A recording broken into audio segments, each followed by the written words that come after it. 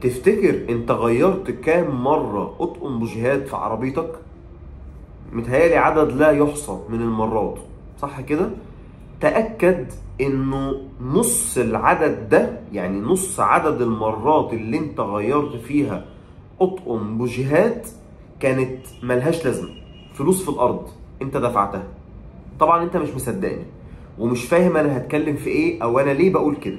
خليني اقولك اني بقول كده بسبب اللي انت هتشوفه معايا ده. بص كده اللون ده، بص، شايف اللون البني ده اللي هو اللون ده اللي على داير السيراميك ده؟ شايفه اهو، شايف اللون ده؟ تمام. وكذلك الحال اهو، برضو نفس اللون البني اهو، اهو على الداير السيراميك اهو. تمام.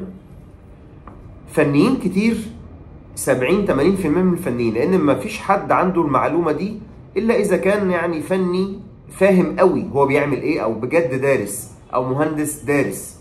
اللون ده فنيين كتير جدا جدا جدا جدا بيخرجوا البوجيه بالشكل ده. البوجيه بيكون سليم، بجد سليم، مفيش فيه اي مشكله، الا انه عليه اللون البني ده. يقول لك يا باشا البوجيه ده بايظ غيره. فتقوم حضرتك طبعا انت شايف حاجه اب نورمال بالنسبه لك، لون غريب مش موجود على البوجيه الجديد، فانت بيتهيأ لك انه بجد كده البوجيه بايظ او تالف فيستحق التغيير، فتجري تجيب طقم بوجيهات جديد وتركبه. خليني اقول لك انه انت بترمي فلوسك في الارض بجد. ليه بقى بترمي فلوسك في الارض؟ لانه الحاله دي حاله طبيعيه، الظاهره دي ظاهره طبيعيه. الظاهره دي اسمها كرونا ستين، وانا بتكلم دلوقتي هتشوف قدام منك فيديو للظاهره دي. الفيديو ده عاملاه شركه ان جي كي، الشركه المنتجه للبوجيهات، هي اللي بتقول كده.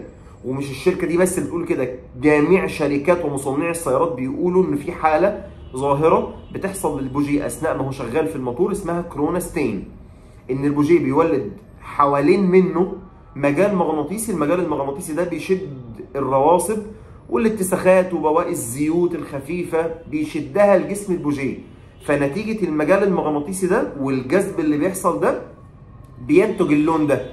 انما اللون ده لا هو بقى ان الكهرباء بتهرب بره، ولا ان البوجيه بيدي الشراره بره، والافلام اللي بتحصل اللي بسببها بتلاقي نفسك بتغير طقم بوجيه النهارده ممكن يوصل ل 1000 جنيه واكتر، والله كمان من 1000 جنيه.